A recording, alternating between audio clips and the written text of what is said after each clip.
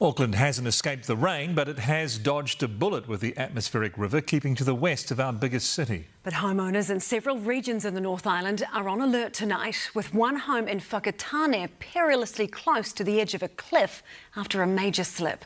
Karen Rutherford reports. Teetering on the edge, this $1 million plus Whakatane home went under the hammer last Friday. Thankfully, its new owners hadn't moved in when the rain came knocking last night. It's pretty devastating for them, and it's not the first time that hill was gone, because if you look further to the right, you can see there's a slip from a previous storm. The Valley Road slip in Whakatane is one of hundreds around the Bay of Plenty and beyond. 230 millimetres of rain in 24 hours has fallen in this district alone, flooding already sodden paddocks, forcing stock to higher ground and cutting power. Pretty scary. We had the stream that we had was coming up, and so we decided to get out of the place. With state highways and local roads cordoned off today. Trying to check out my house and see what it's like, because I haven't been there yet. Can't get through. No, can't get through. Some had to get inventive. We came across farmers Joe, Chrissy and Braden clambering over a slip after a marathon journey on their quad bike to find answers. Their road from Taniatua to Wainui is completely cut off. Pretty bad. The road's gone in a couple of places, so it's taken us about 4 hours on the quad. To go 7Ks.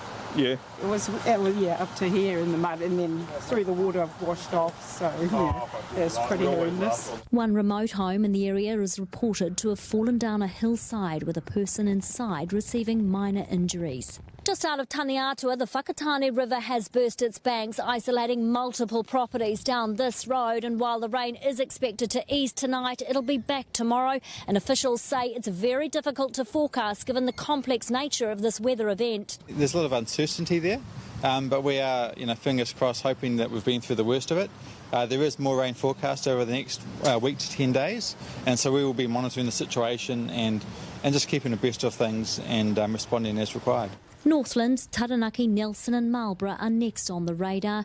This NIWA graphic shows just how our rivers will fare. Those in dark blue are a big concern. Those in purple we need to worry about most. A tropically charged storm with a mind of its own. Well, Karen joins us now. Kia ora, Karen. The rain's easing there in the Bay of Plenty, but residents still need to be wary of a number of things tonight. Yes, we've just had an update from the Whakatane District Council, who tells us that with the land so sodden in this area, they have real concerns for the number of new slips that are developing. They've just learned of another new one in the Stanley Road area, Mike. That's out at Taniatua, where we came across those farmers today who'd travelled hours on their quad bike just to try and get out.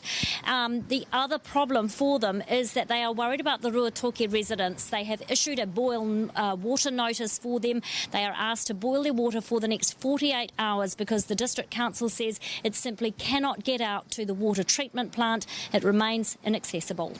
Karen Rutherford live from Whakatane. Tēnā koe. Meanwhile, the heavy rain watch for Northland has been upgraded to an orange heavy rain warning. Lucy Thompson joins us now from Kaitaia. Lucy, when is this rain expected to set in? Well, Sam, the rain is falling steadily and has been since around midday today. Met Service, of course, upgrading their rain watch to an orange red rain warning.